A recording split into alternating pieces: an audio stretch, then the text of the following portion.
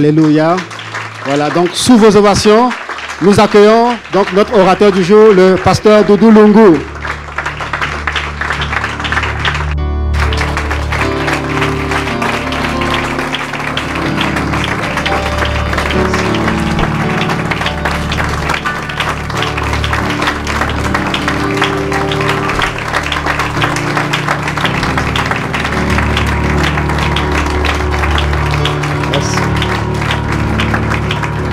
Sois, Père, nous te rendons grâce, car c'est par ton amour et par ta grâce que nous sommes ici.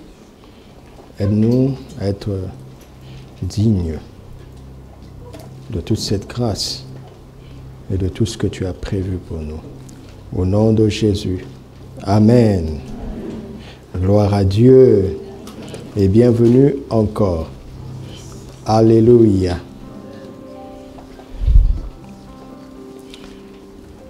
Vous aurez l'occasion de développer davantage le sujet d'avoir soif de Dieu pour pratiquer sa présence. Vous aurez l'occasion de poursuivre par vous-même en atelier certainement le psaume 63 que je n'ai pas pu aborder avec les cadres que j'ai utilisés hier qui sont la situation du psaume, n'est-ce pas? Le problème, le besoin et les solutions. Amen. Amen. Alléluia. Simplement, pour nous aider, c'est que ces courants d'eau, cette eau vive à laquelle ont soupiré les hommes de l'Ancien Testament, c'est ce que Jésus donne. Il a dit en Jean chapitre 4, tout simplement. Jean 4, Jean 7, Jean 10, 10, Jean 15, c'est Christ qui est cette eau vive, ou bien c'est Christ qui donne cette eau vive à laquelle ont soupiré tous les patriarches de l'Ancien Testament. Christ est en réalité le besoin le plus profond de chaque homme sur la terre. Mais ils ne le savent pas.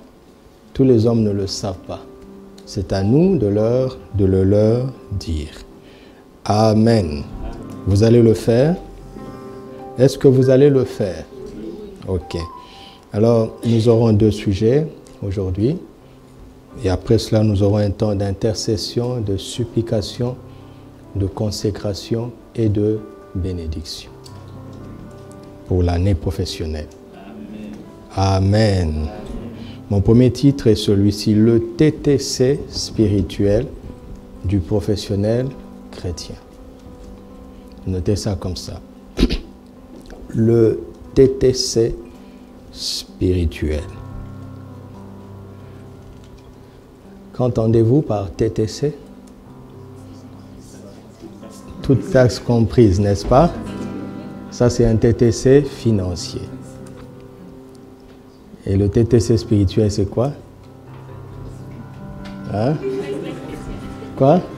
Très, très chrétien. Voilà, tu viens d'enseigner ça en tout cas. C'est très bien. On va le savoir.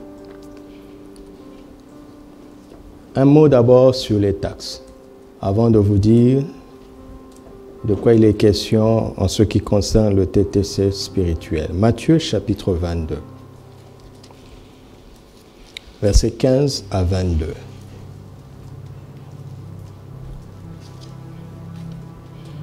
Alors les pharisiens allèrent se consulter sur les moyens de surprendre Jésus par ses propres paroles. Ils envoyèrent auprès de lui leurs disciples avec les Hérodiens qui dirent, « Maître, nous savons que tu es vrai et que tu enseignes la voie de Dieu selon la vérité, sans t'inquiéter de personne. Car tu ne regardes pas à l'apparence des hommes. Dis-nous donc ce qu'il t'en semble. Est-il permis ou non de payer le tribut à César, ou bien de payer les taxes, les impôts à César? Est-ce que c'est permis? Jésus, connaissant leur méchanceté, répondit, Pourquoi me tentez-vous, hypocrite? Montrez-moi la monnaie avec laquelle on paye le tribut. Et ils lui présentèrent un denier. Il leur demanda, de qui sont cette effigie et cette inscription? Vous avez une pièce de monnaie? Vous avez un billet ou une pièce de monnaie dans votre poche? Regardez. Est-ce qu'il y a une effigie dessus? Pour ce qui leur concerne, c'était César. Nous devons contextualiser, n'est-ce pas? De César lui répondirent-ils. Alors, il leur dit, Jésus leur dit, rendez à ce qui est à, et à Dieu ce qui est. Il y a quelque chose qu'on doit rendre à César, et il y a quelque chose qu'on doit rendre à Dieu. Vous êtes intelligent, n'est-ce pas? Le verbe rendre veut dire quoi?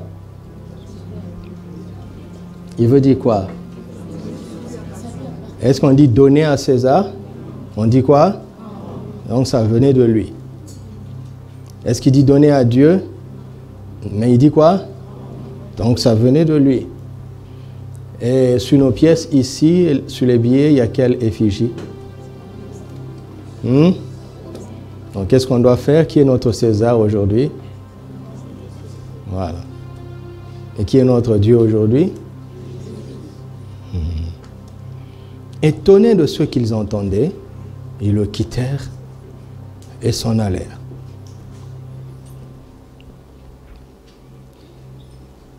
Donc Jésus n'est pas contre les taxes. N'est-ce pas? Vous m'entendez? Vous m'avez invité pour parler des professionnels, non? Vous m'avez invité pour ça? Ouais. Matthieu 17, versets 24 à 27. Lorsqu'ils arrivèrent à Capernaum, ceux qui percevaient les 2 drachmes s'adressèrent à Pierre et lui dirent, « Votre maître ne paie-t-il pas les 2 drachmes? » « Oui, dit-il. Et quand il fut entré dans la maison, Jésus le prévint. Donc, Pierre savait que Jésus payait les impôts. Il payait les taxes, il payait les péages. N'est-ce pas? Parce qu'il répond, non? Il dit oui, Jésus payait. Alléluia. Si, enfin, nous le savons, tout ce que nous achetons, il y a déjà une taxe dessus. Tout ce que tu achètes, le prix que tu vois, c'est TTC. Il y a des choses pour lesquelles nous payons les taxes automatiquement. Il y a des situations pour lesquelles nous payons les taxes de manière différée. Quoi qu'il en soit, nous devons payer. Et nous devons être instruits sur ces choses. Parce que Jésus payait les taxes. Amen. Vous m'entendez? Jésus payait les taxes. Verset 25. Oui, dit-il. Et quand il fut entré dans la maison, Jésus le prévint et dit, « Que t'en semble, Simon? Les rois de la terre, de qui perçoivent-ils des tributs ou des impôts?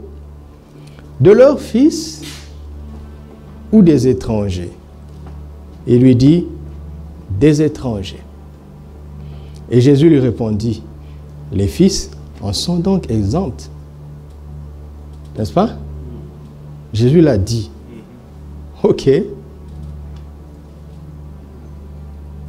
Quel est le terme technique qu'on dit pour être exempt? Exonéré. Voilà, ça c'est le terme actuel. Normalement, les fils sont exonérés. Le fils du roi ne paye pas les impôts. On le dit doucement.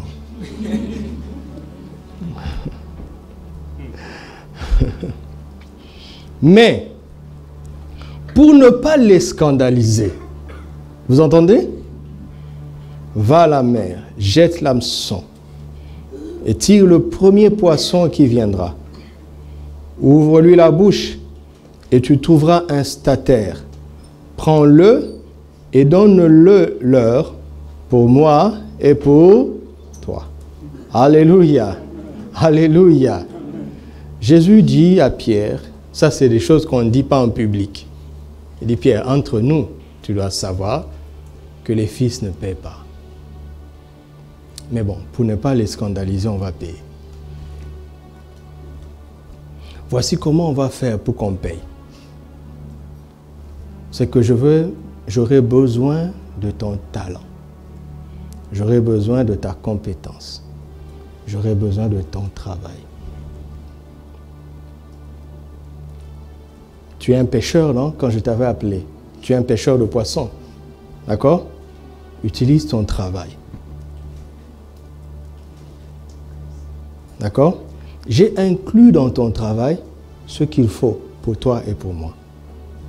Dans le résultat de ton travail, j'ai ajouté ce qu'il faut pour la taxe. Écoutez-moi. Quand un pêcheur de poissons va attraper le poisson, est-ce qu'il cherche de l'argent? Il cherche les poissons, n'est-ce pas? N'est-ce pas? Réfléchissez. Si Pierre n'avait pas cette parole de connaissance de Jésus, il aurait vendu ce poisson sans savoir ce que contenait ce poisson. Ce que Jésus enseigne à Pierre, ce qu'il dit, j'ai inclus dans le résultat de ton travail ce qu'il faut pour payer les taxes. Parce que normalement, tu ne dois pas payer ça. Pour ne pas être dans une situation de perte, j'ai inclus dans ton résultat un excédent pour les taxes. Amen. Quelqu'un m'entend? Seulement, il faut que tu saches travailler. Vous me suivez?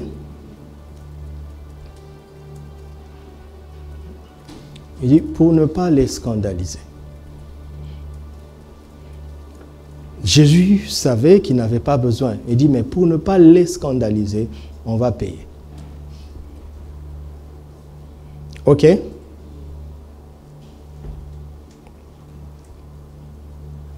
Parce que il y a une idée de servitude derrière les impôts. OK? Le mot utilisé ici, c'est tribut. C'est être tributaire, dépendant, soumis par César. Il y a toujours eu une idée de servitude derrière les taxes. Vous m'entendez? Le système, au début, était régi de telle sorte que les enfants du pays ne payent pas les taxes. Les taxes, c'est pour les étrangers, pour leur rappeler qu'ils ne sont pas chez eux, pour leur rappeler que l'environnement favorable qu'on a créé n'a pas été créé pour eux. Et s'ils en bénéficient, ils doivent payer.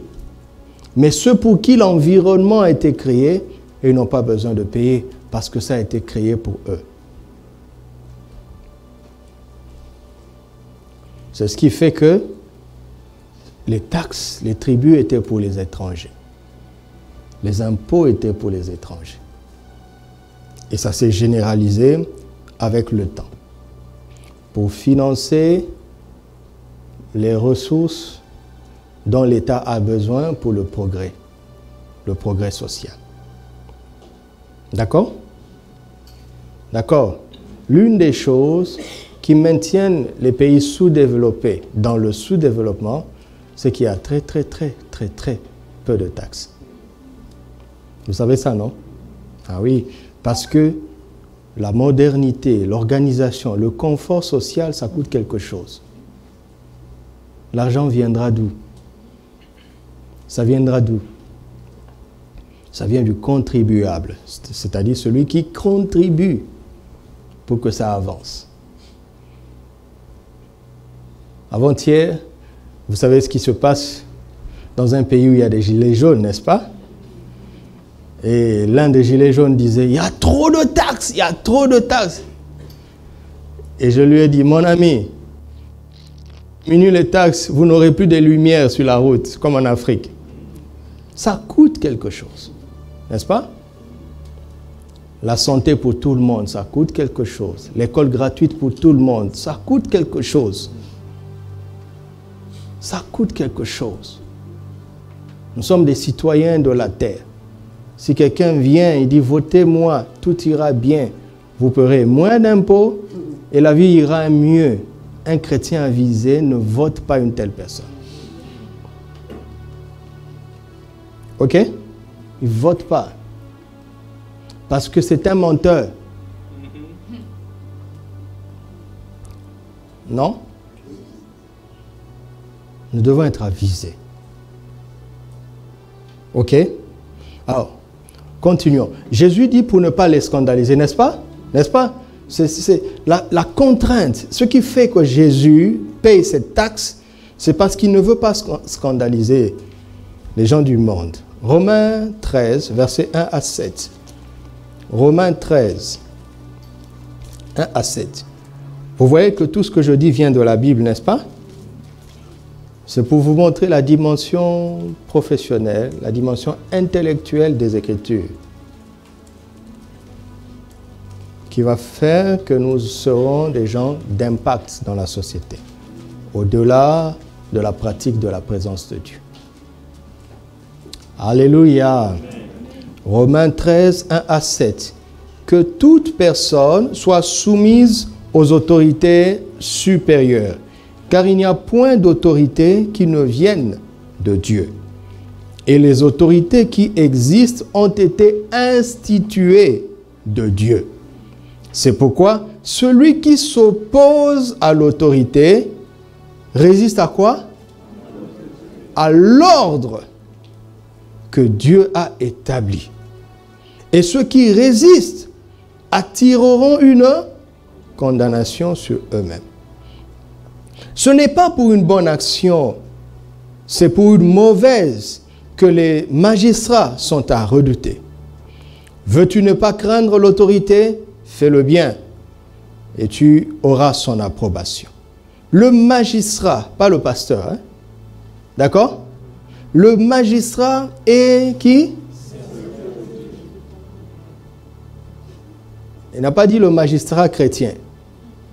Le magistrat, point. Est serviteur de Dieu pour ton bien, même s'il ne le sait pas. Vous m'entendez? Mais si tu fais le mal, crains, car ce n'est pas en vain qu'il porte l'épée. Étant serviteur de Dieu pour exercer la vengeance et punir celui qui fait le mal. Le jour où les chrétiens commenceront à appliquer ça, vous savez qu'est-ce que Dieu attend de nous? C'est de respecter les autorités parce que nous craignons Dieu. Maintenant, si l'autorité est mauvaise, si le magistrat ne fait pas le bien, Dieu va s'en occuper. N'est-ce pas? N'est-ce pas que certains dictateurs ont été vaincus par la maladie? Alors que quand la population faisait la marche, il envoyait les soldats les tuer. Mais quand le cancer l'a attrapé, les soldats vont faire quoi? Donc Dieu est au ciel. Ok? Dieu est au ciel et sa justice existe. Mais ne soyons pas juges à la place de Dieu. Vous m'entendez? Quel verset? Verset 5. Il est donc nécessaire d'être soumis, non seulement par crainte de punition, mais encore par motif de conscience. C'est aussi pour cela que vous payez les impôts. Vous avez vu? Vous avez vu? Car les magistrats sont des ministres de Dieu, entièrement appliqués à cette fonction. Rendez à tous ce qui leur est dû, l'impôt à qui vous devez l'impôt, le tribut à qui vous devez le tribut, la crainte à qui vous devez la crainte, l'honneur à qui vous devez l'honneur.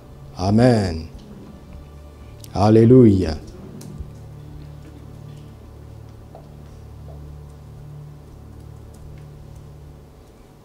La première base, c'est que nous devons être d'excellents citoyens dans la société à cause du témoignage. OK?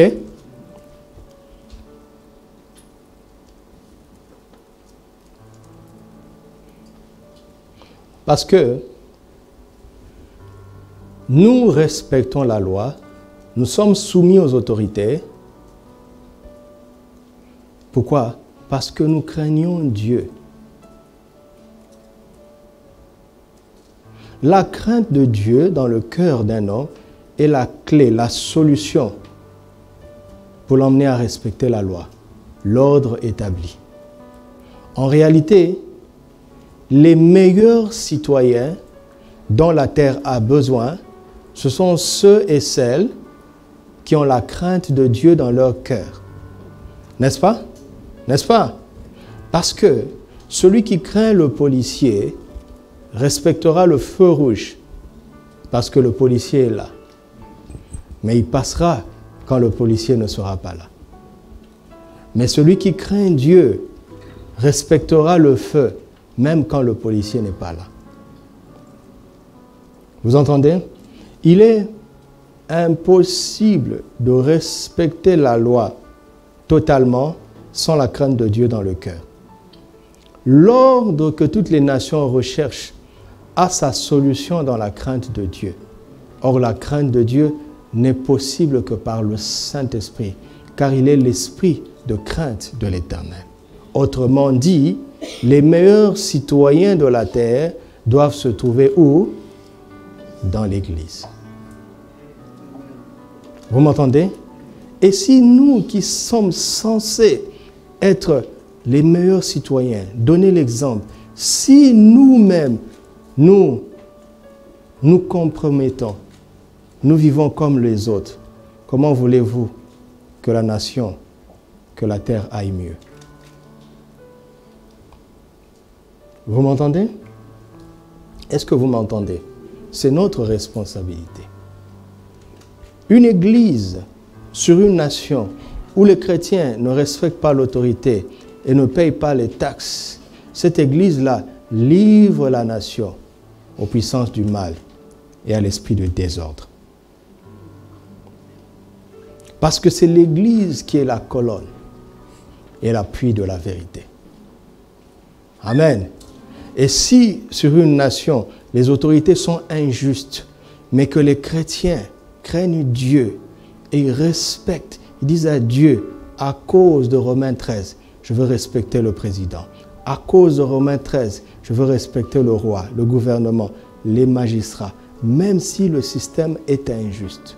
Si l'Église craint Dieu, Dieu va renverser le système injuste. Vous croyez ça? Voici une manière très pratique de changer nos sociétés.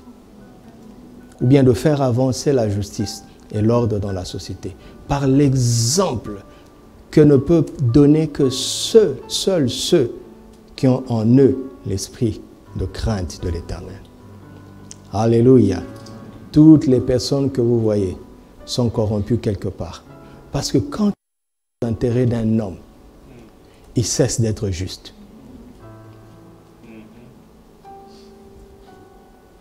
Il y a un homme qui coule en prison depuis novembre au Japon. Un grand homme, un redresseur d'entreprise, un grand boss. Mais on a découvert qu'il était dans la corruption.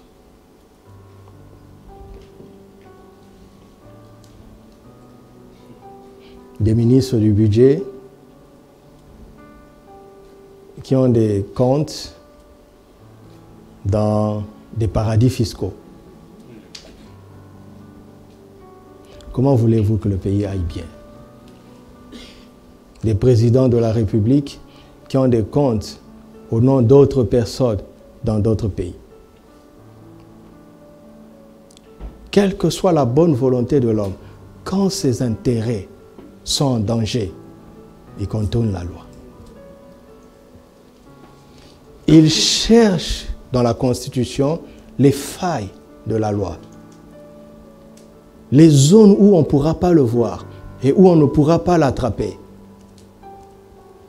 pour être injuste. Mais qui peut se cacher de Dieu? Vous voyez, même si nous mettons le christianisme, les religions de côté, la solution, c'est la crainte de Dieu dans le cœur. Je suis en train de vous montrer comment vous allez être efficace dans le témoignage. Arrêtez d'accuser les gens, tu es musulman, moi je suis chrétien. Ça ne marche pas comme ça. D'ailleurs, dans certains domaines, un musulman peut être plus juste qu'un chrétien. On est disqualifié pour le témoignage. N'est-ce pas? N'est-ce pas? Donc il ne s'agit pas de ça. Il s'agit de ramener des éléments objectifs de la vie en ce qui concerne ce qui est bien, ce qui est mal, ce qui est juste. Et de pousser l'échange jusqu'à un point où la personne sait que là, il s'agit de ses intérêts. Il va dire, d'ailleurs, même le président fait ça. Vous savez, non? Comme certains disent, même le prophète a eu 4 femmes. Dès qu'il dit ça, vous savez ce qu'il veut insinuer, n'est-ce pas? La crainte de Dieu. Tu arrives à dire à ton collègue, mon ami, personne ne t'a vu. Est-ce que Dieu n'a pas vu? Et ce qui te manque, c'est la crainte de Dieu. Parce que tu sais que Dieu voit, mais tu ne le crains pas. Et comment on fait pour craindre Dieu? C'est en recevant en soi l'esprit de crainte de l'Éternel. Et comment on reçoit l'esprit de crainte de l'Éternel? En écoutant celui qui a dit qu'il enverrait cet esprit dans le cœur. Et cette personne s'appelle Jésus.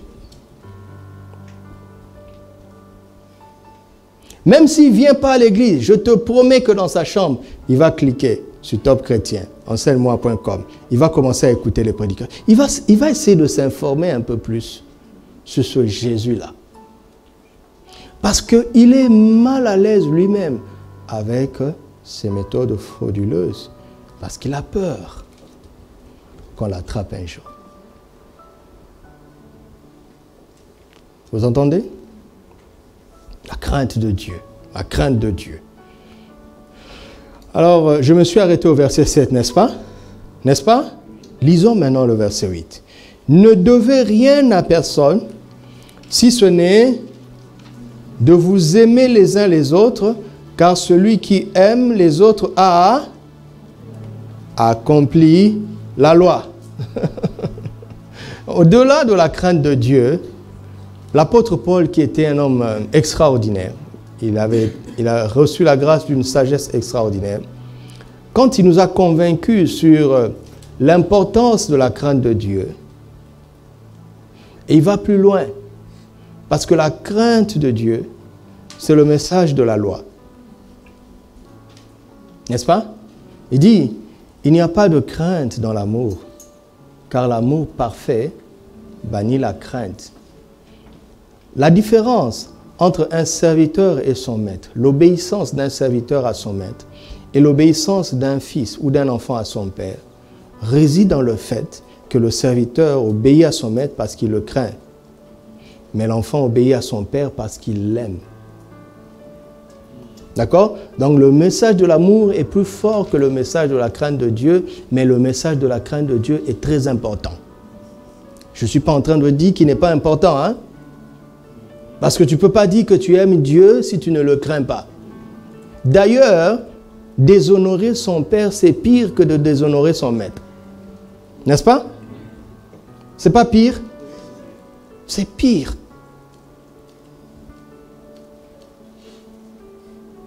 Il dit, c'est l'amour qui nous aide à accomplir la loi. L'amour, où est-ce que nous emmène l'amour? 1 Corinthiens chapitre 8, versets 1 à 9. 1 Corinthiens 8, 1 à 9. Pour ce qui concerne les viandes sacrifiées aux idoles, nous savons que nous avons tous de la connaissance. La connaissance enfle, mais l'amour édifie. Si quelqu'un croit savoir quelque chose, il n'a pas encore connu comme il faut connaître. Vous savez, plus tu grandis dans la connaissance, plus tu te rends compte que ce qui te reste à savoir est immense. Et tu deviens humble. Les gens qui font trop étalage de leur connaissance font en même temps, sans le savoir, étalage de leur ignorance. Verset 3. Mais si quelqu'un aime Dieu, celui-là est connu de lui. Pour ce qui est donc de viande sacrifiée aux idoles, nous savons qu'il n'y a point d'idole dans le monde et qu'il n'y a qu'un seul Dieu. C'est ce que nous savons. N'est-ce pas? Car s'il est des êtres qui sont appelés dieux, soit dans le ciel, soit sur la terre, comme il existe réellement plusieurs dieux et plusieurs seigneurs, néanmoins pour nous, il n'y a qu'un seul Dieu. Le Père de qui viennent toutes choses et pour qui nous sommes, et un seul Seigneur, Jésus-Christ, par qui sont toutes choses et par qui nous sommes. Verset 7. Mais cette connaissance n'est pas chez tous. Vous savez ça, non? Tout le monde ne sait pas ça. Il y a des gens qui croient encore aux idoles. Et parce qu'ils croient, il en sera fait selon leur foi. Ces idoles ont des influences sur eux. Ok? Aucune idole ne peut avoir de l'influence sur moi. Parce que je connais Dieu. Aucun Seigneur ne peut avoir de l'influence sur moi. Parce que je connais le Seigneur des Seigneurs. Mais cette connaissance n'est pas chez tous. C'est ce que nous devons savoir. Ok? Quelques-uns, d'après la manière dont ils envisagent. Vous voyez? Le problème, c'est qu'ils ont une manière d'envisager les choses. Dont ils envisagent encore l'idole, mangent de ces viandes, comme étant sacrifiées aux idoles. Regarde, si on te dit que c'est une viande sacrifiée aux idoles, et que tu sais qu'il n'y a pas d'idole, mais tu peux le bouffer copieusement. Mais attends, avant de dire Amen, attends la fin. Attends la fin, parce que tu aimes la viande. Dans la lecture quotidienne, on est dans Lévitique. Je disais à maman hier, je dis, mais les sacrificateurs étaient des bouchers, hein? Ils mangeaient des rognons, des trucs bizarres comme ça. Des bouchers. Je remercie Dieu d'avoir, Jésus, de nous avoir affranchis de la loi. Vous imaginez si nous étions sacrificateurs à cette manière-là? Bon, on ferme la parenthèse. Oh, c'est vraiment un peu bizarre quand même. Verset 7. Mais cette connaissance n'est pas chez tous. Quelques-uns, d'après la manière dont ils envisagent encore l'idole, mangent de ces viandes comme étant sacrifiées aux idoles. Et leur connaissance qui est faible est suée. Conscience. Parce qu'ils sont faibles. Ce n'est pas parce que l'idole est puissante. Et vous entendez ça? Vous entendez ça? Verset 8. Ce n'est pas un aliment qui nous rapproche de Dieu. Si nous en mangeons, nous n'avons rien de plus. Et si nous n'en mangeons pas, nous n'avons rien de moins. Prenez garde, toutefois, que votre liberté ne devienne une pierre d'achoppement pour qui? Si je suis dans une situation où on amène le mouton de la fête de moutons, ok? Parce que mon frère qui est faible croit encore en l'influence de cette idole, je ne mangerai pas. Pour ne pas être un sujet de scandale. Mais je n'ai aucune crainte. Je n'ai aucune crainte. Mais il ne faut pas faire de ta liberté une pierre d'achoppement. Récupérer maintenant le principe dans un cas particulier. Ici, c'est une question de viande, n'est-ce pas? Mais le principe, c'est quelle que soit la situation, ta relation avec Christ, ta connaissance de Christ, nous affranchit et nous donne un certain nombre de libertés. Mais si ma liberté va devenir un sujet de scandale pour quelqu'un parce qu'il est faible, alors je vais choisir, moi, de me restreindre moi-même.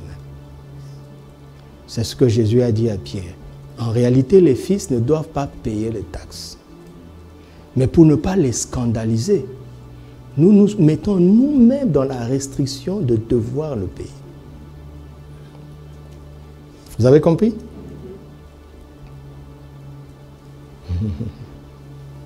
Ce sont ces mélanges entre ceux qui croient vraiment à la parole de Dieu,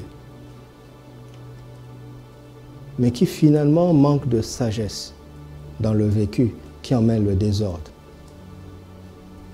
et qui ternissent le témoignage de l'Église. D'accord? Par exemple, il n'est écrit nulle part qu'il ne faut jamais boire de l'alcool. Nulle part dans la Bible. Sauf pour ceux qui ont fait vœu de Naziréa, n'est-ce pas? Pour les sacrificateurs, ça a été dit après. Pour ceux qui lisent la Bible avec nous, on a lu aujourd'hui. Dieu l'a dit après. Mais la Bible condamne l'ivresse. Ok? Mais si le fait, vous imaginez, si vous venez me boire, j'ai juste un verre de bière. Vous me voyez avec un verre de bière. Et je reste sobre. C'est le seul verre que je veux boire. Ne vous en faites pas, je n'ai jamais bu, je ne boirai pas. Je n'ai pas non plus de projet de boire. Mais ça peut vous scandaliser, n'est-ce pas? Pourtant, je n'ai pas péché si je ne suis pas ivre. Mais si je vous scandalise, j'ai péché.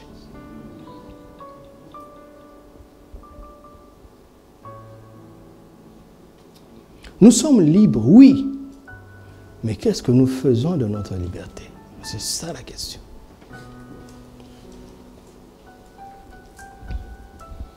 Matthieu 18, 1 à 9.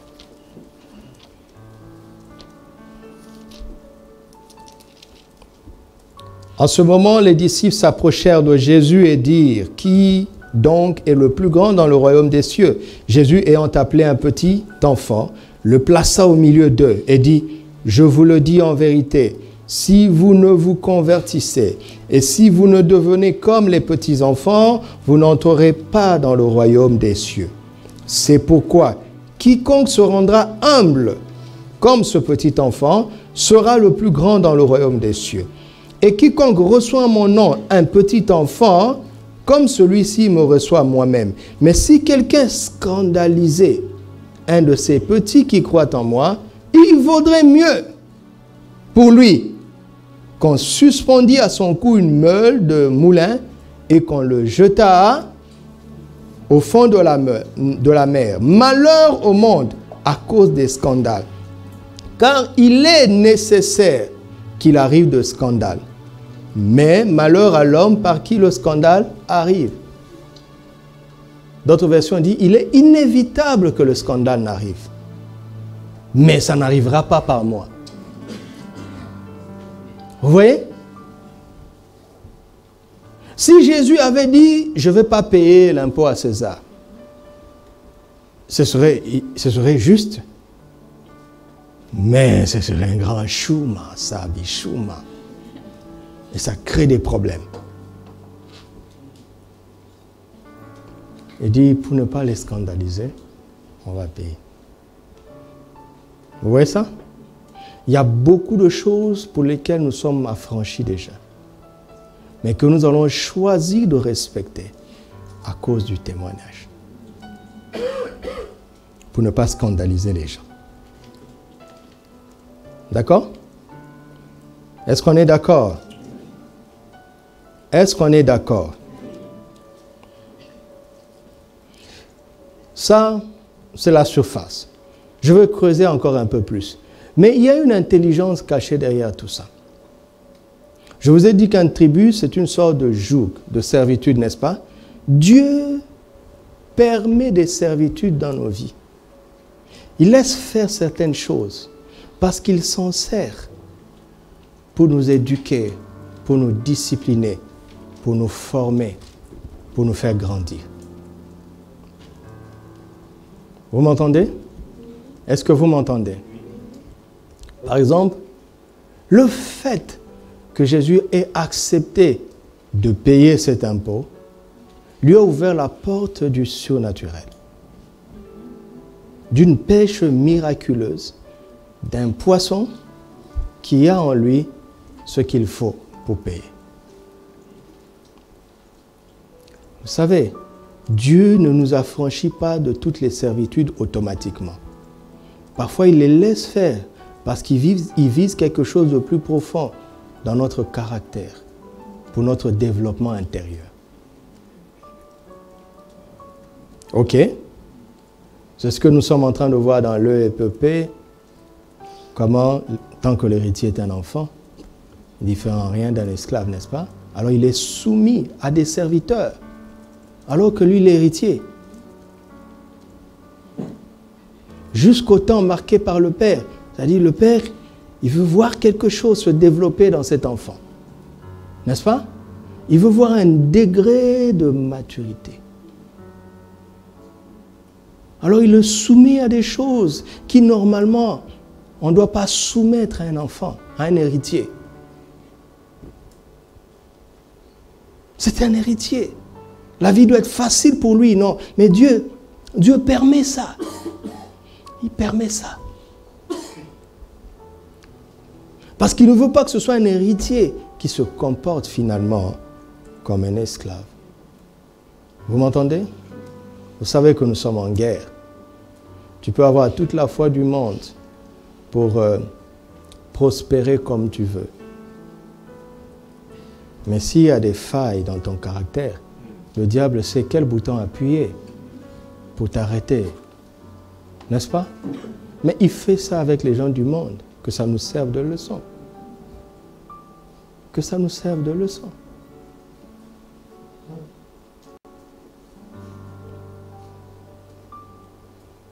Alors, soyons honnêtes entre nous, d'accord? Envers nous-mêmes. Revendiquons toutes les promesses de la foi, mais soyons honnêtes, car nous connaissons notre vie secrète. N'est-ce pas?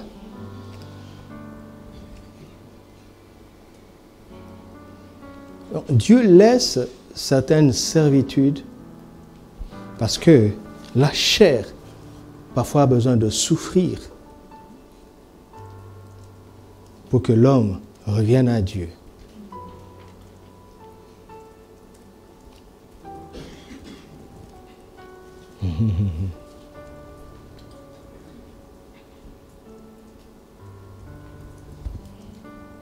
Lisons Romains 8, 16 à 18. Romains 8, 16 à 18.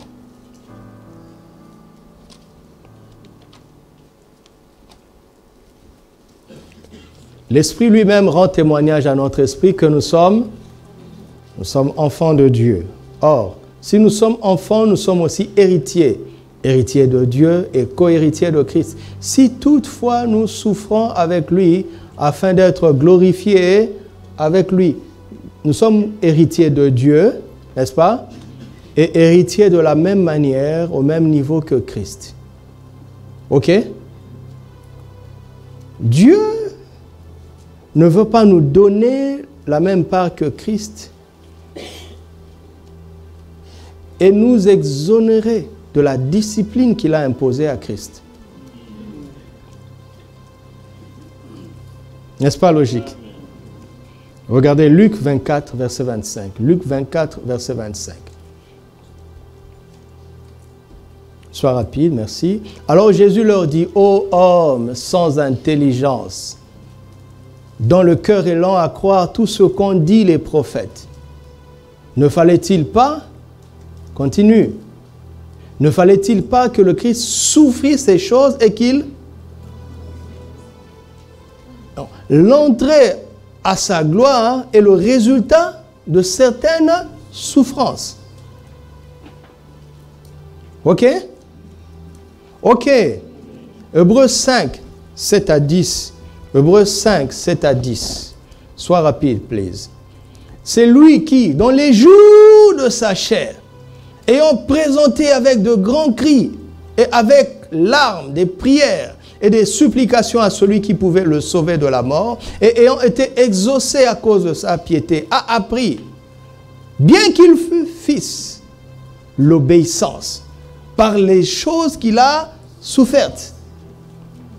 Donc certaines souffrances permises par Dieu sont des pédagogues pour nous apprendre l'obéissance. Verset 9. Et qui, après avoir été élevé à la perfection, est devenu pour tous ceux qui lui obéissent l'auteur d'un salut éternel. Hébreux chapitre 12, versets 4 à 11. Vous connaissez le passage où il est dit comment nos pères nous châtiaient parce qu'ils nous aimaient. À plus forte raison, le Père des esprits ne nous châtierait-il pas pour que nous participions à sa sainteté? Vous voyez ça? Est-ce que vous voyez ça? Et mon passage préféré est dans Exode 1, versets 8 à 14. Exode 1, 8 à 14. Il s'éleva sur l'Égypte un nouveau roi qui n'avait point connu Joseph, le fameux Joseph. Il dit à son peuple, « Voilà les enfants d'Israël qui forment un peuple plus nombreux et plus puissant que nous. Allons, montrons-nous habiles à son égard, empêchons qu'ils ne s'accroissent. Et que s'il survient une guerre, ils ne se joignent à nos ennemis pour nous combattre et sortir ensuite du pays. Et l'on établit sur lui des chefs de corvée, afin de l'accabler par quoi? De travaux pénibles. C'est ainsi qu'il bâtit les villes de Python et de Ramsès pour servir de magasin à Pharaon. Mais plus, on l'accablait plus, et l'on prit en aversion les enfants d'Israël. Dieu s'en est servi. N'est-ce pas? Plus on l'accablait, le peuple de Dieu, plus il multipliait, s'accroissait. Vous entendez? Dieu s'en est servi. Dieu s'en est servi. Et vous connaissez l'histoire de Joseph, l'enfant chéri de son père, qui portait de grandes promesses, qui avait une grande destinée. Mais l'amour de son père lui a facilité la vie. Alors Dieu s'est servi de la jalousie de ses frères pour l'envoyer en formation intensive de 13 ans. Tout le monde ici est en formation. Vous feriez mieux maintenant de vous y investir consciemment au lieu de subir.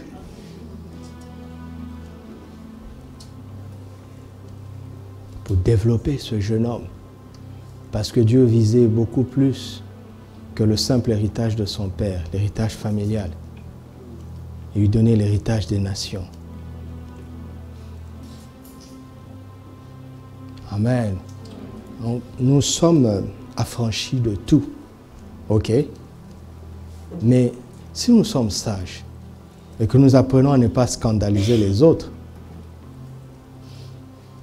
en nous soumettant nous-mêmes à certaines tribus,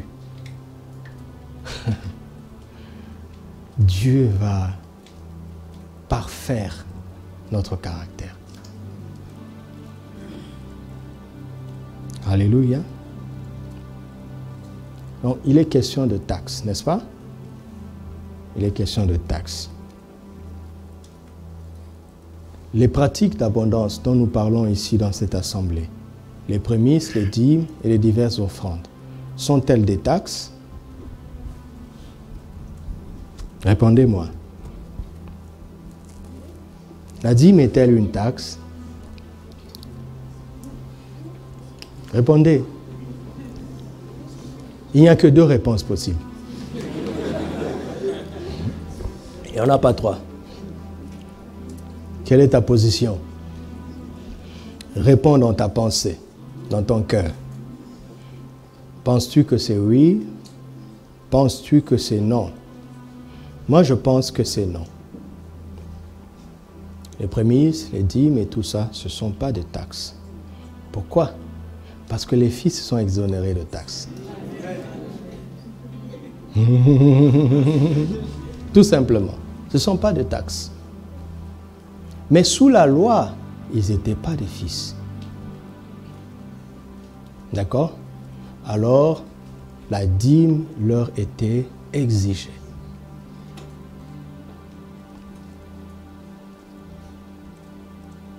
C'est la raison pour laquelle Jésus n'a pas parlé de la dîme. Ok? Ok. Regardez. La notion de la dîme, j'en parle. Pourquoi?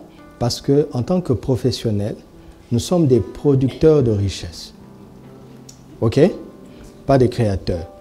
Dieu a déjà créé les richesses. Changez de terme, ok? Nous sommes des producteurs de richesses. Dieu a déjà créé, il a tout mis sur la terre. Nous nous produisons parce que c'est ça notre mandat, d'être productif, d'être fécond, de multiplier. Nous n'avons rien à créer. D'accord? Nous n'avons rien à créer. Tout existe déjà. Mais notre part, c'est de produire, de cultiver ce que Dieu a déjà planté, de le multiplier, de le garder. Ok? Ok. Alors, la dîme n'est pas simplement une pratique de la loi. La loi est venue par Moïse, n'est-ce pas? Jean 1, 17. Or, Abraham a donné la dîme en Genèse 14. La loi n'était pas encore quand Abraham a donné la dîme, n'est-ce pas? La loi n'était pas encore. Écoutez, écoutez attentivement ceux qui prêchent qu'à l'église on ne donne plus la dîme. Si vous les suivez bien, au bout de leur message, ils finissent par dire quelque chose. Ce qu'on doit tout donner. Il ne dit pas le dixième, tout. Et vous n'avez pas l'idée des catastrophes qu'il y a. Ou des gens, il y a un père de famille dans un pays qui est allé au culte. Il a tellement été secoué par ce message. Il est rentré. Il a vendu sa maison. Il a tout donné. Ses enfants l'ont traduit en justice. Les enfants ont traduit d'abord leur papa en justice parce qu'ils se sont retrouvés dehors. Et puis les mêmes enfants ont traduit le pasteur en justice. Donc il y a 2 procès. Mais lui, c'est un acte de foi. Il s'est dit que s'il donne tout, il aura des milliards. Il a eu 2 procès.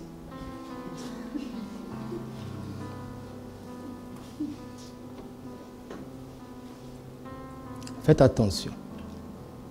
La différence, c'est que dans Malachie 3:10, il est dit « apportez dans la maison du trésor vos dîmes et vos offrandes », n'est-ce pas? Mais dans Genèse 14, on dit « Melchisedec bénit Abraham et Abraham lui donna la dîme de tout ». C'est 2 verbes différents. Apporter et donner. C'est 2 verbes différents. C'est que la dîme sous la loi, c'est quelque chose que Dieu demande.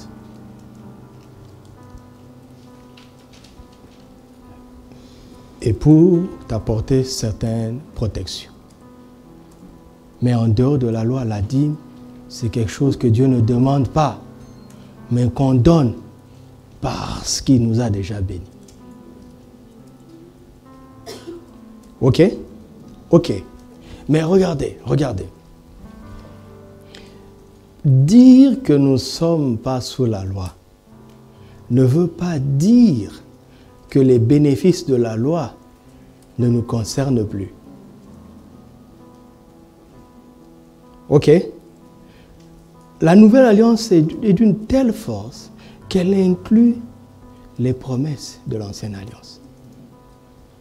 Mais elle nous donne des meilleures promesses. Ok?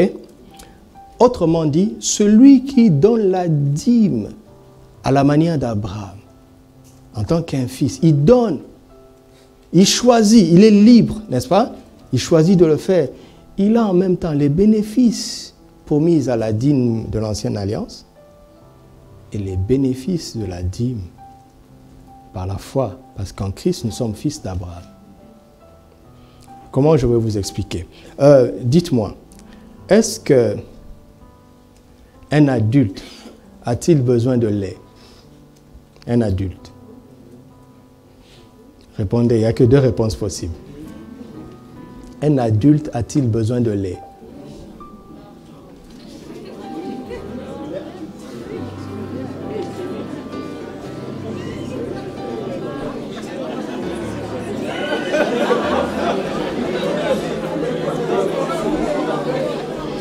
Quel est l'adulte ici qui ne boit pas de lait, qui lève la main?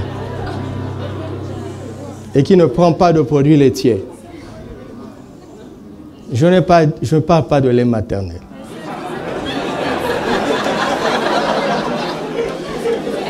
Si à ton âge, tu en es encore lait maternel, quelque chose ne va pas, non?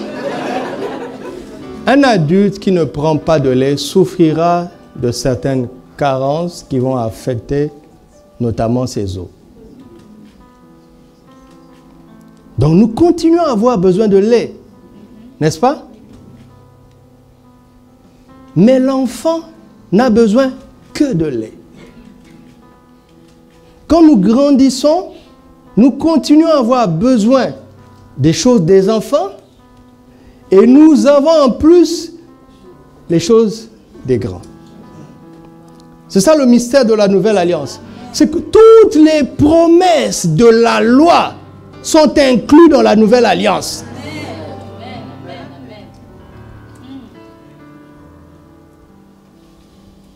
L'Ancien Testament, mes amis, si tu ne lis pas l'Ancien Testament, tu auras du mal à craindre Dieu. Parce que la manière dont Dieu foudroyait les gens. Mais l'Ancien Testament est utile pourquoi? Il nous montre qu'il y a des choses avec lesquelles Dieu ne joue pas. Donc, on en a besoin, même étant dans la Nouvelle Alliance. Parce qu'un fils qui honore son père lui procure beaucoup plus de joie qu'un serviteur qui honore son maître. N'est-ce pas? Mais pour nous, les prémices, la dîme, les offrandes, ce ne sont pas des taxes. Non, ce ne sont pas des taxes, mais ce sont des témoignages de notre amour, car Dieu a tant aimé le monde qu'il l'a donné. Tu aimes Dieu? Est-ce que tu aimes Dieu?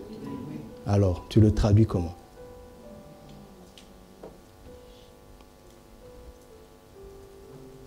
Et en plus, ce sont des actes de reconnaissance.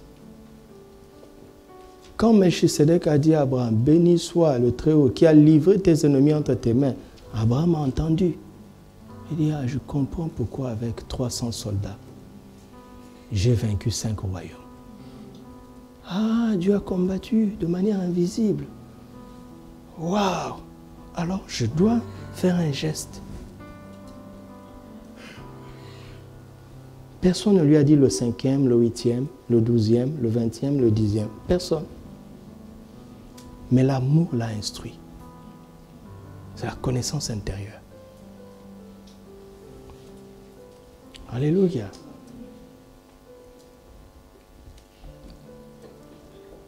Et si nous sommes concernés par le témoignage de l'Évangile, nous savons que la mission a besoin d'argent.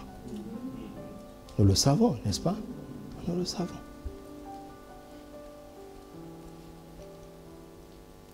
Mais nous ne donnons pas parce que nous sommes obligés. Nous donnons parce que nous l'aimons, parce que nous sommes reconnaissants et parce que nous voulons participer. C'est clair? C'est clair. Le premier thé est sorti déjà, si vous avez l'oreille. J'ai beaucoup parlé du témoignage, n'est-ce pas?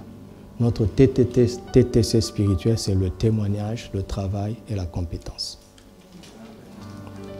Témoignage, travail et compétence. Regardez. Un professionnel chrétien, d'accord, qui croit en la grâce de Dieu et qui bénéficie de la grâce de Dieu dans son travail, mais qui ne témoigne pas, il travaille hors taxe. Il est en HT, pas en TTC. Dieu ne te demande pas de l'argent. Il te demande de témoigner. Il dit, le travail que je t'ai donné, ok, le travail que je t'ai donné, ce n'est pas seulement pour que tu gagnes de l'argent. C'est un moyen d'accès à une communauté. Pour que tu rendes témoignage de moi. Vous m'entendez? Joseph n'a pas dit à Potiphar que c'est Dieu qui bénit son travail.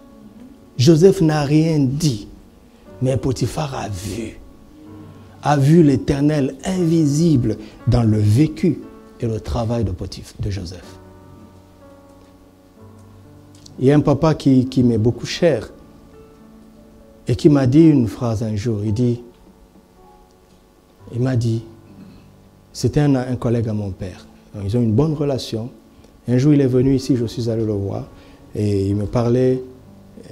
Enfin, à un moment donné, il a dit une phrase qui m'a marqué. Il m'a dit, est-ce que tu sais que l'on passe plus de temps avec les gens avec qui on travaille que même avec sa propre famille? Est-ce que vous savez ça? Tous les jours, c'est 8 heures au moins avec les collègues. Qui fait 8 heures avec sa femme et ses enfants? Personne. Il dit, raison de plus pour être en bon terme avec tes collègues parce que c'est les personnes avec qui tu passes le plus de temps dans ta vie. Lui, c'est limité là.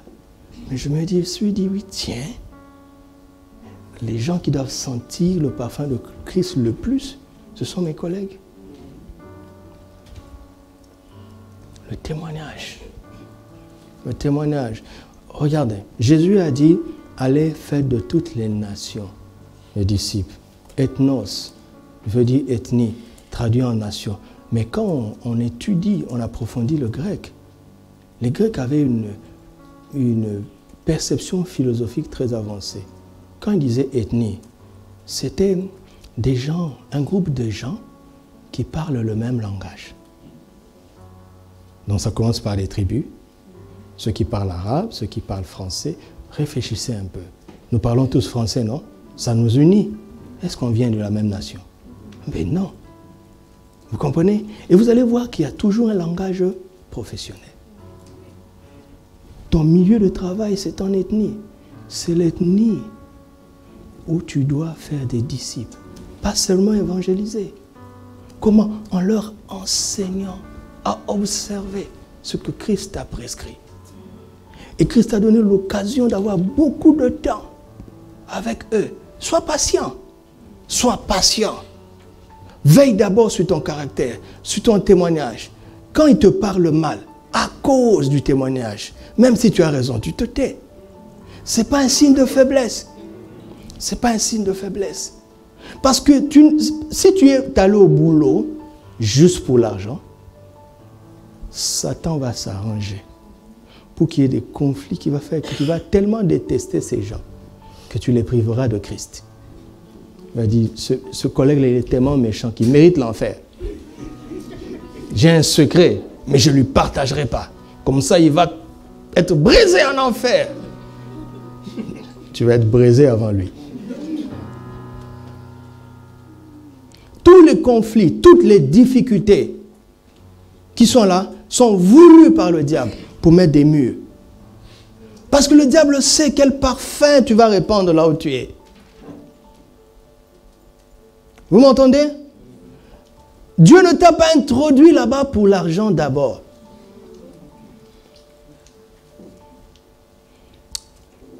Voulez-vous que je vous donne une définition biblique du travail?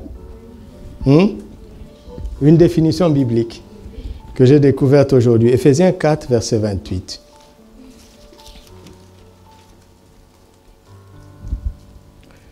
Que celui qui dérobait ne dérobe plus, mais plutôt qu'il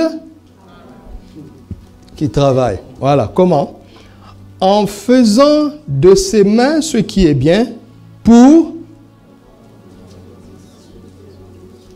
Un chrétien travaille pour quoi? Un chrétien travaille pour quoi? Un chrétien travaille pour quoi? Un chrétien travaille pour quoi? Un chrétien travaille pour quoi? Et toi, tu travailles pour quoi?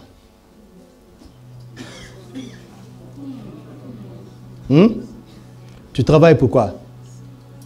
Pour payer le loyer, l'école de tes enfants. Et le Saint-Esprit dit, mais qui lui a appris ça? Qui lui a appris ça? C'est pour ça que Dieu ne nous donne pas plus qu'assez. C'est pour ça qu'on n'entre pas dans Jean 10, 10. La vie en abondance. Parce que quand les chrétiens envisagent l'abondance, ils voient sa vie de VIP. Comme quelqu'un me disait dernièrement, un frère qui était dans cette assemblée, qui m'a écouté pendant 8 ans, et qui me dit, non, j'ai souffert. Il me dit que l'œuvre de la croix, Jésus, nous a sortis de la pauvreté, il nous a fait riches pour que nous soyons tous des VIP. Je lui ai dit, mon frère, avant que je te réponde, définis-moi ce que tu entends par VIP. Il a dit que nous ayons tous des avions, que nous habitions dans les villas. Qui t'a appris ça? Qui t'a appris ça? Et puis il me dit, tu es mon papa, tu es mon pasteur. J'ai dit, je ne suis plus ton papa. Je ne suis plus ton pasteur. Je vous ai appris ça? Dites-moi quel jour je vous ai dit ça? Dites-moi si je le fais, je vais me repentir.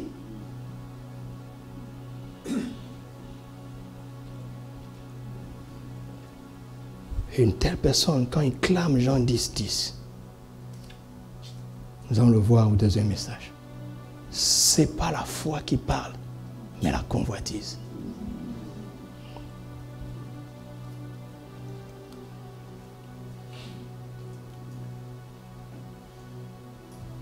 Je n'avais pas la révélation de ce verset. Mais le jour où je me suis levé dans ma petite chambre, au comble de ma misère, et j'ai dit à Dieu, sers-toi de moi pour aider les gens. Dieu a renversé ma vie.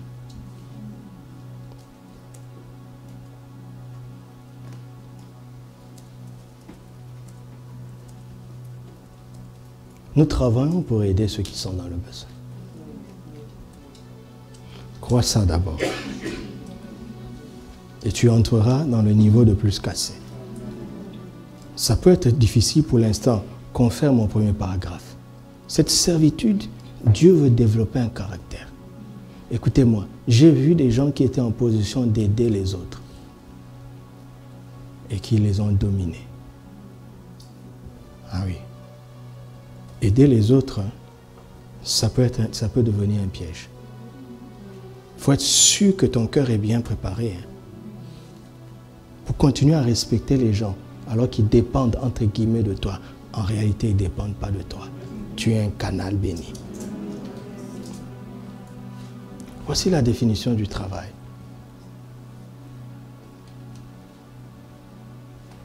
Et j'ai parcouru l'Afrique. J'ai vu que c'est ça notre problème. Culturellement, nous sommes centrés sur la famille. Il n'y a qu'en Afrique que quand on nomme un ministre, le village est en fête. Qu'est-ce que ça veut dire? C'est le ministre du village ou bien de la nation? Mais le ministre ne peut que voler. Parce que tout le monde vient déposer les factures. Son petit salaire est insuffisant. Il ne peut que voler. Voilà, le vol est là devant nous. On le pousse au vol. Alors que ce poste était une opportunité pour aider la nation.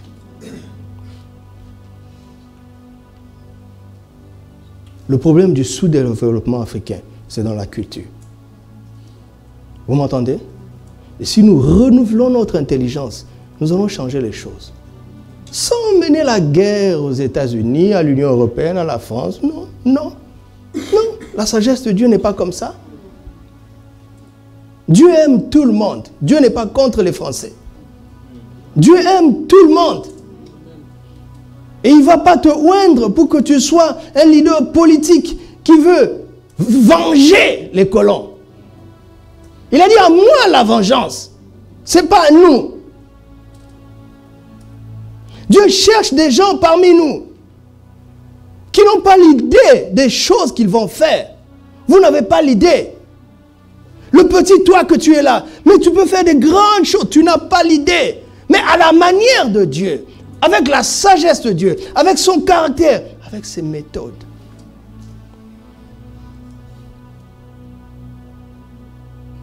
Vous êtes précieux à ses yeux. Il compte sur vous. Alors ouvre un peu ton esprit. Alors qu'est-ce qu'il faut commencer à faire?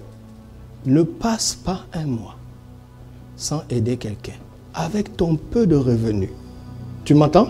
Avec ton peu de revenus, respecte d'abord toutes les pratiques de l'abondance. Ne passe pas un temps sans aider quelqu'un. Trouve un moyen, je ne sais lequel, hein? Trouve un moyen. Pour aider les gens, ce n'est pas toujours financier. Trouve un moyen d'aider quelqu'un. Tu es en train de pratiquer ça. Quand tu aspires à une évolution professionnelle, c'est parce que tu souffres de ne pas être capable d'aider les gens. C'est tout.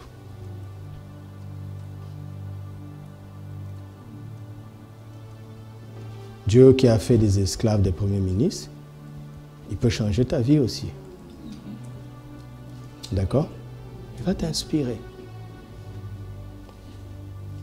Alléluia. Le témoignage, c'est le premier T. Le témoignage, mes amis. Tout faire à cause du témoignage. Tout faire pour témoigner de l'amour de Dieu. Manifesté en Christ. Tout faire. Tout faire pour avoir cette occasion. Tout faire pour être crédible de parler de lui.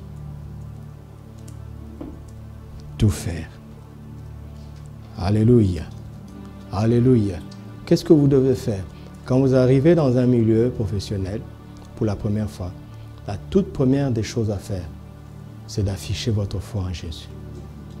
Mais de le faire humblement, sagement, mais tout en étant ferme. N'accuse pas les autres. Ne dis pas que tu es supérieur. Hein? Dis simplement que c'est ce que tu crois. Pourquoi? Pour que, avec le temps, ils arrivent eux-mêmes à faire la relation entre ta quiétude et ta foi, ton calme et ta foi, ta sagesse et ta foi, et puis finalement tes exploits et ta foi. N'attendez pas de faire des exploits pour dire que c'est Jésus. Ça ne fonctionne pas beaucoup. Parce que même les païens font des exploits.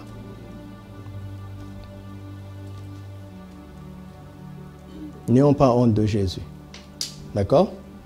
Arrangez-vous pour que dès le début, il y a quelque chose qui aide beaucoup, c'est la musique. Ouais, moi j'utilise beaucoup ça.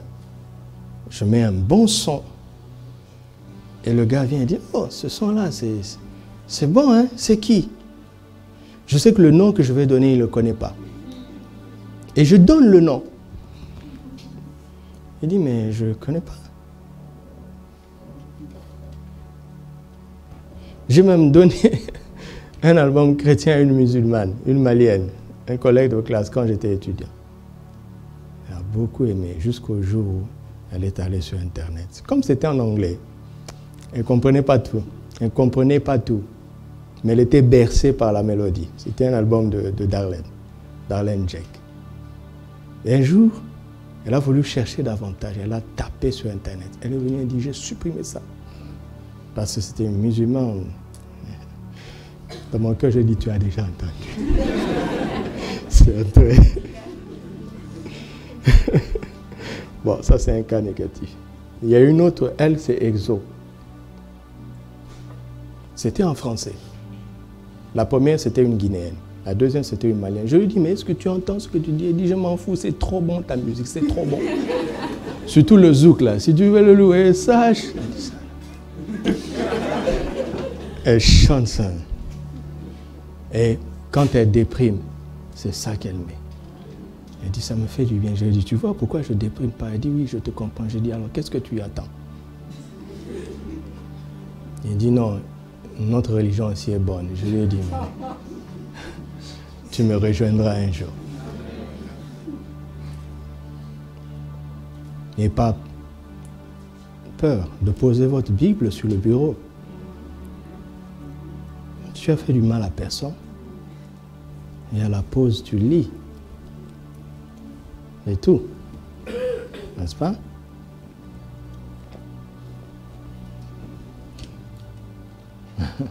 Il y a des bons livres. Les auteurs comme les Miles Monroe, ils ont écrit des choses qui sont à cheval. C'est-à-dire, tu prends son livre, c'est pas trop chrétien, c'est pas trop païen non plus. Ce sont des auteurs, bon, c'est la grâce que Dieu leur avait donnée. Mais à la fin du livre, il conclut, si tu veux vivre tout ça, il faut recevoir Jésus. Plein ont reçu Jésus comme ça. Le banquier de l'église, je lui ai recommandé des ouvrages de Miles Monroe.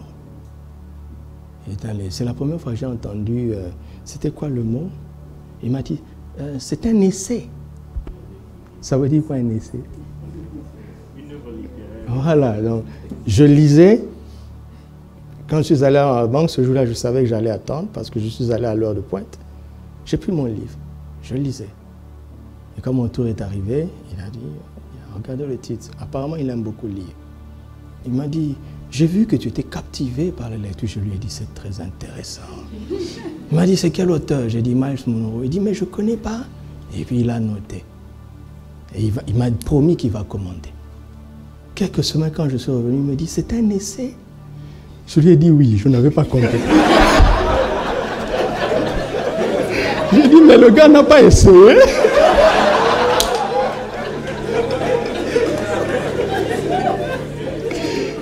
J'ai vu qu'il a lu. Oui, il a lu. S'il a lu jusqu'à la fin. Alléluia. Voilà, ce sont des astuces comme ça.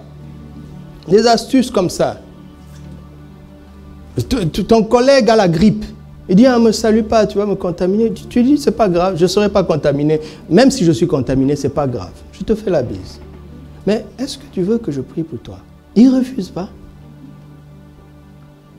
Et ne dis pas seulement, oh Dieu, aide-le. Non, non, non. Tu dis, Seigneur Jésus, soulage cette grippe. Vous voulez quoi? Et puis un jour, quand il va mal, c'est à toi qu'il va venir demander conseil. Il a senti le parfum. Le témoignage, c'est ton premier thé dans le TTC. Sinon, ça fait longtemps que tu voles Dieu. Tu es un hors-taxe. Le témoignage. Deuxièmement, c'est le travail. Oui, on a beau avoir un bon caractère. Mais on est là-bas d'abord pour bosser. On a beau être l'homme le plus gentil, le plus doux, le plus patient. Mais on est là quand même pour bosser. Non? Et pour produire du résultat. N'est-ce pas? Donc nous devons être exemplaires dans la diligence, dans le travail. C'est ce que je suis en train de faire avec mes jeunes enfants ici. Je veux les discipliner dans la ponctualité et dans la lecture. Je leur ai dit, hein, tu viens 2 fois en retard de 5 minutes, premier avertissement. 1 fois en retard de 10 minutes, un avertissement. Après 2 avertissements, on t'exclut. Ça a l'air rigide, mais je sais ce que je poursuis. Et j'étais content. Aujourd'hui, il y a eu un bug de communication. Certains ont pensé qu'on n'allait pas le faire. Pourquoi on ne va pas le faire? C'est moi qui prêche, mais moi j'étais là. Le séminaire commence à 14h. Nous, notre programme, c'était de 12h à 14h. Si quelqu'un doit demander d'être exempté, ce serait moi. Si moi je suis là, vous n'avez pas de choix. Mais j'étais content aujourd'hui. Ceux qui n'avaient pas eu l'information que c'était annulé, ils étaient tous là 10 minutes avant l'heure. J'ai dit, ça y est, c'est ça. C'est ça. Tu as beau prier en langue comme tu veux ici. On ne te respectera pas là-bas si tu es en retard. On ne te respectera pas. Ce sont des simples choses comme ça de la vie. Oui, quand on dit la religion, c'est l'opium du peuple. L'opium du peuple est entré dans l'église. Trop de bruit pour rien. Dehors, il n'y a même pas le parfum de Christ. Nous, on ne veut pas ça. D'accord? Le travail, nous devons être exemplaires dans le travail. Amen. Exemplaires dans le travail. Vous savez, il y a un débat philosophique qui dit que, vous savez que nous venons sur la terre avec des capacités innées. N'est-ce pas? N'est-ce pas? Oui. Il y a une part de l'inné. Mais c'est un grand débat depuis longtemps. Et d'autres disent, tout n'est pas inné. Mais l'exercice peut développer certaines choses. Par exemple, j'avais tendance à croire que moi, je n'ai pas un don de chanter de manière innée. De manière innée, je n'ai pas une belle voix. Donc c'est un terrain qui ne me concerne pas parce que je me disais que Dieu ne m'a pas donné ça dès ma naissance. Jusqu'à ce que j'entende le témoignage de la sœur Nina Dobré. Qui connaît la sœur Nina Dobré? Vous la connaissez? Elle est notre chantre ici. Elle dit qu'elle n'avait pas une capacité innée. Elle a appris à chanter. J'ai dit, oh Doudou, tu n'as plus d'excuses. Que ce soit inné ou pas, ça doit se développer par l'exercice. Par l'exercice. Réfléchissez bien. Quand vous allez au boulot, la plupart des choses que vous faites, vous ne les avez pas apprises à l'école.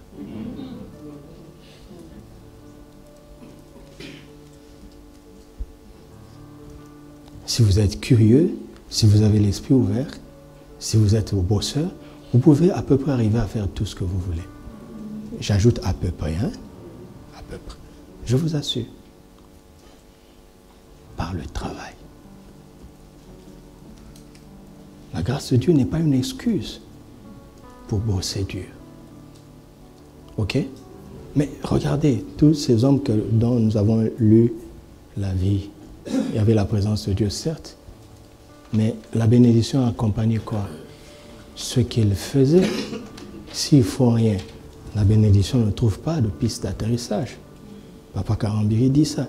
Il dit le travail, c'est la piste d'atterrissage que tu prépares pour que l'avion qui est rempli de bénédictions de Dieu puisse descendre.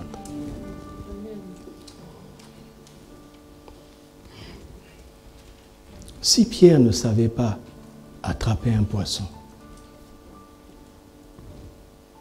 la part du surnaturel n'est pas notre responsabilité.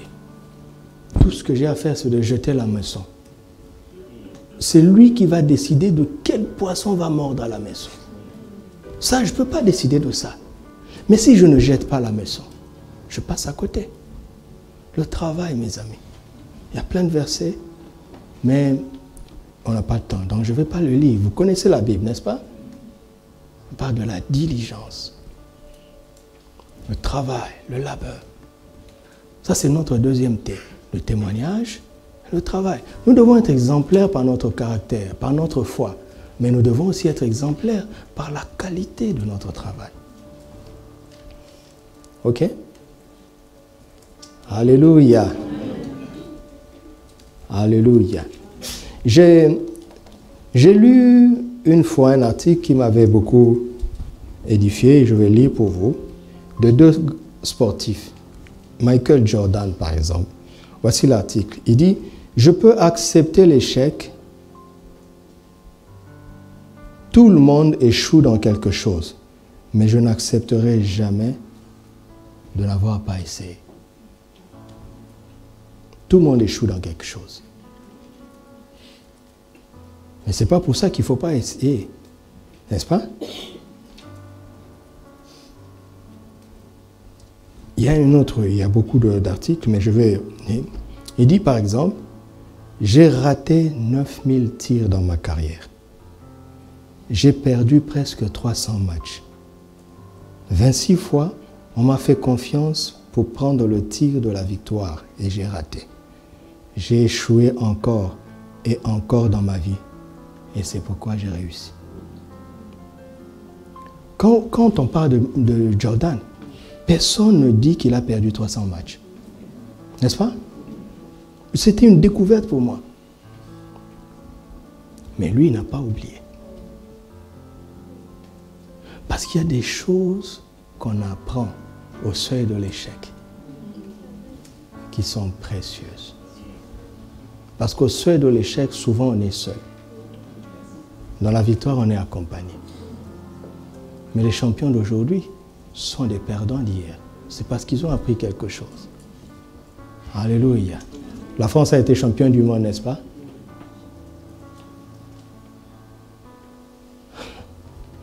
Ils ont préparé leur victoire quand ils ont perdu une finale. dès qu'ils se sont qualifiés pour cette finale, ils savaient exactement ce qu'il faut faire pour ne plus éprouver la dernière douleur. Aujourd'hui, on les célèbre champions du monde, mais recule 2 ans en arrière. Ils avaient perdu en finale chez eux. Combien ça fait mal? Mais ça a construit l'équipe. Vous comprenez? Vous avez entendu parler de Laure Manodou, une Française qui a gagné des médailles en cascade, une nageuse. Elle vient de sortir une biographie. Devinez quelle est la première phrase de sa biographie? Je n'ai jamais aimé nager. C'est la toute première phrase. Vous pouvez acheter ce livre. C'est la toute première phrase de son livre. Je n'ai jamais aimé nager. Et pourtant, elle a fait ce qu'elle n'aimait pas. C'est en faisant ce qu'elle n'aimait pas qu'elle est devenue célèbre. Que celui qui préfère le travail aux vacances à Galapagos lève la main. Vous êtes tous comme moi, non? Dites avec moi, je n'aime pas travailler, c'est pour ça que je veux le faire. Dites-le. Dites-le. Dites-le encore. Dites-le encore. Et tu finiras par aimer. Ah oui, quand tu verras le bonheur d'avoir la capacité d'aider les gens qui sont dans le besoin. Amen. Depuis que je suis pasteur, une seule fois, nous avons fait 3 semaines de vacances. Mon Dieu, qu'est-ce que c'est devenu ennuyeux après 10 jours. On n'a plus jamais fait. Pourtant, combien on était heureux d'aller en vacances. À force de faire ce que notre chair n'aimait pas, on s'est rendu compte finalement qu'on a fini par l'aimer. Parce que l'esprit aime ça. Ton esprit aime le travail. D'accord? Parce que tu as été créé pour ça, pour être collaborateur avec Dieu, co-ouvrier avec Dieu dans le jardin. Dieu ne nous a pas créés pour les vacances.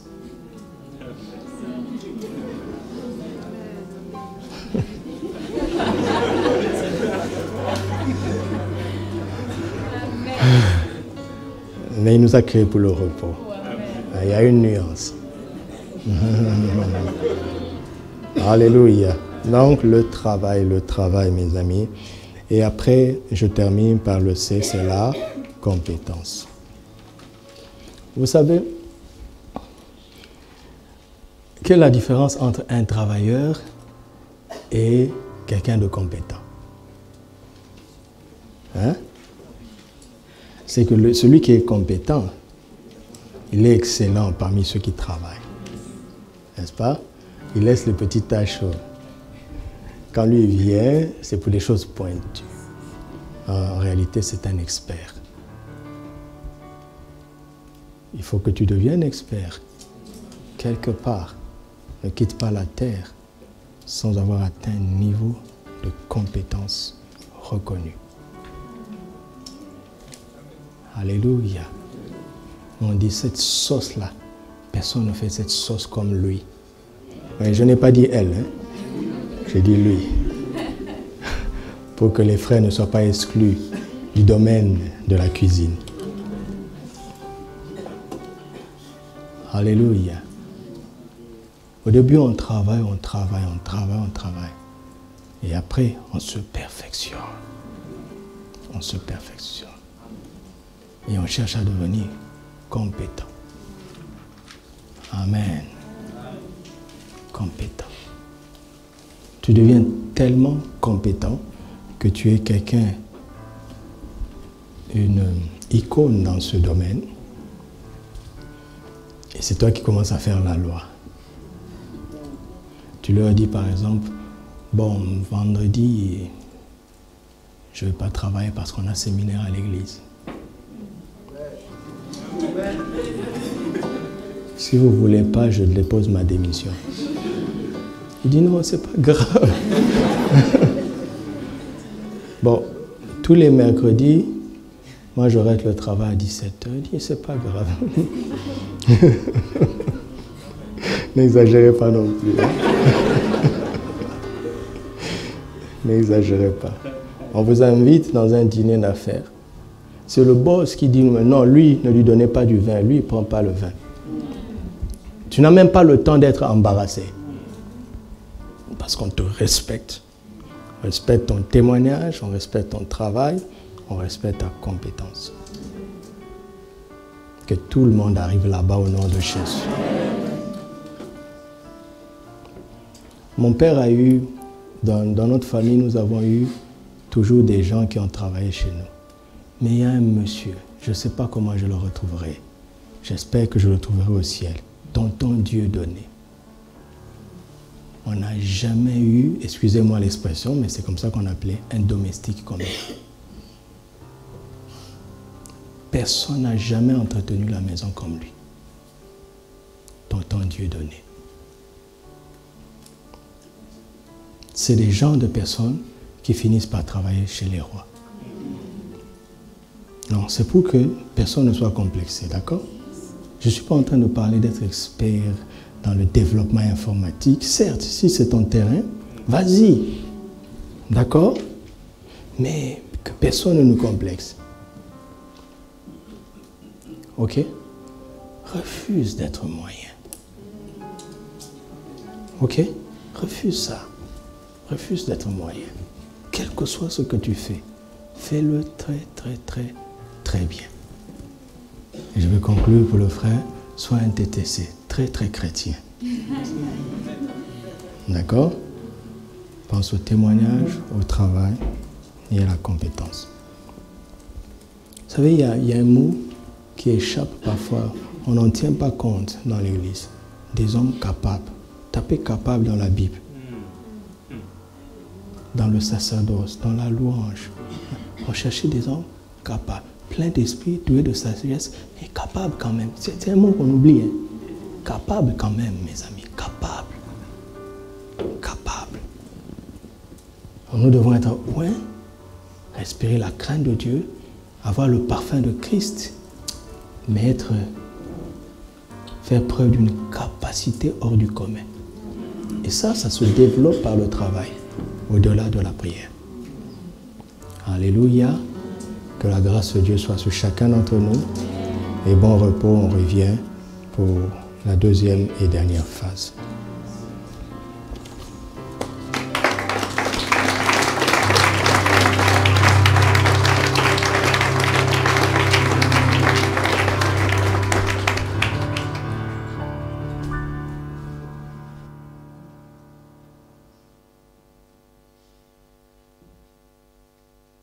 Alléluia. Prenons ensemble quelques minutes et nous allons prier avec la parole de ce soir. Il nous reste encore... non, le temps est fini, mais prenons quelques minutes. Prions. Prions sur ce sujet du témoignage, du travail et de la compétence. Disons, Seigneur, nous voulons être des témoins. Nous voulons témoigner de lui. Nous avons été enseignés sur des aspects pratiques, des astuces. Disons, Seigneur, que nous ne voulons pas être hors taxe, nous ne voulons pas avoir honte de lui. Nous voulons témoigner dans nos milieux professionnels. Nous voulons travailler avec diligence. Nous voulons être excellents. Nous voulons devenir des références, peu importe notre domaine. Que tu sois dans le domaine de l'informatique, le génie civil, le ménage, le gardien des enfants, peu importe ton domaine, que tu deviennes excellent, que tu sois excellent. Élève la voix et prie avec ces 3 points principaux. Implore la grâce de Dieu. Nous savons que nous ne pouvons pas y arriver sans le Saint-Esprit. Sans le Saint-Esprit. Implore la grâce de Dieu. Et là où tu vois des failles, là où tu vois des limites, là où tu vois des choses dont tu dois te repentir, repens-toi, implore la grâce de Dieu. Prie avec ferveur. Prie avec ferveur. Au nom de Jésus. Korabashande.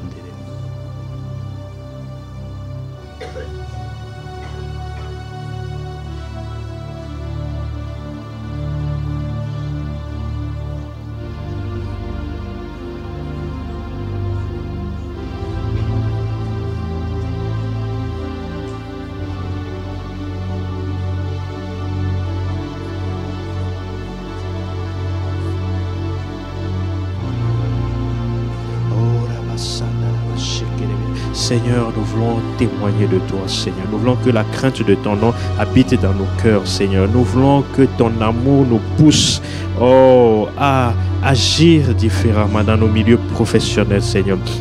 À te témoigner dans nos milieux professionnels, Seigneur. Au nom de Jésus. Nous ne voulons pas être des personnes qui défient l'autorité. Nous ne voulons pas être des personnes qui respectent seulement les tâches quand le patron est là, quand il y a l'autorité qui est là. Nous voulons avoir la conscience de toi, Seigneur, nous voulons être des personnes qui sont exemplaires dans notre caractère, dans notre foi. Nous ne voulons pas avoir honte de notre foi dans nos milieux professionnels, avec sagesse, pas en nous vantant, pas en étant orgueilleux, pas en nous vantant d'être les meilleurs, mais en affirmant simplement qui nous sommes, Seigneur. Je prie que tu donnes à chacun d'entre nous cette sagesse, que là où on ne nous connaît pas encore en tant que chrétien, qu'à partir de ce lundi, cela change, Seigneur. Que chacun affirme avec sérénité, avec calme, Seigneur, son identité en Christ, au nom de Jésus. Seigneur, donne-nous d'être excellents. Là où il y avait de la colère, là où il y avait de l'animosité, Seigneur,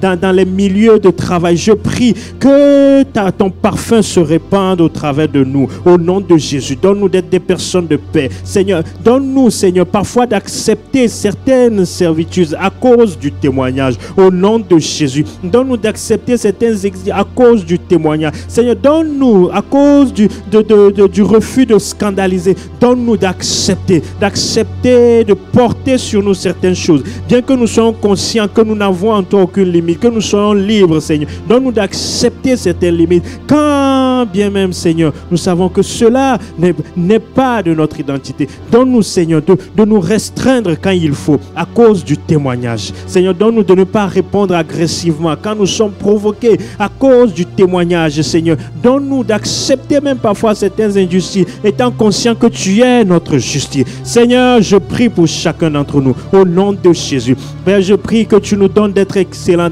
d'être exemplaires dans notre travail. Seigneur, de ne pas être des personnes qui sont médiocres, de ne pas être des personnes qui bâclent les tâches qu'on nous donne, Seigneur. Je prie que la foi ne soit pas une excuse, que la grâce ne soit pas une excuse, Seigneur, pour la médiocrité. Donne-nous, Seigneur, de ne pas être médiocre, de ne pas être passable, que nous bannissions cela dans nos vies. Au nom de Jésus, donne à chacun de finir par développer son domaine de compétences, de développer ce domaine où il est excellent, où il devient incontournable, Seigneur. Au nom de Jésus. Oh, je prie que cette grâce soit sur chacun d'entre nous. Au nom de Jésus. Tu nous as montré, Seigneur, qu'avec de la diligence, avec du travail, Seigneur, nous pouvons arriver à faire beaucoup de choses, Seigneur, même s'il semble que ce n'est pas inné. Je prie que personne n'ait aucune excuse, au nom de Jésus, Seigneur, nous avons vu qu'il nous faudra être diligents, qu'il nous faudra prendre sur nous, qu'il nous faudra être plus zélés, qu'il nous faudra travailler avec ardeur. Seigneur, donne-nous d'être conscients que nous venons à toi, pas comme sous la loi, mais comme étant des fils, Seigneur. Que tout ce que nous faisons, nous avons conscience de toi. Nous le faisons par amour pour toi. Que partout où tu nous as placés, dans nos entreprises, où nous passons tellement de temps, dans nos cadres professionnels, que au travers de nos vies, le parfum de Christ soit répandu. Que le parfum de ta connaissance soit répandu par notre caractère, par notre foi, mais également par notre compétence, par nos exploits. Oh, que ta présence soit manifeste en nous et avec nous. Que nos collègues, nos partenaires d'affaires, eux-mêmes témoignent, l'Éternel est avec toi. Ton Jésus est vrai. Comme nous avons vu Abimelech a fait avec Abraham, avec Isaac, comme nous avons vu Potiphar a vu chez Joseph. Que ta présence, Seigneur, soit reconnue en nous et avec nous. Garde-nous dans l'humilité. Garde nos cœurs dans l'humilité. te bénissons. Merci pour ton serviteur. Oh, tu t'es servi pour nous arroser. Oh, arrose-le davantage. Renouvelle ses forces.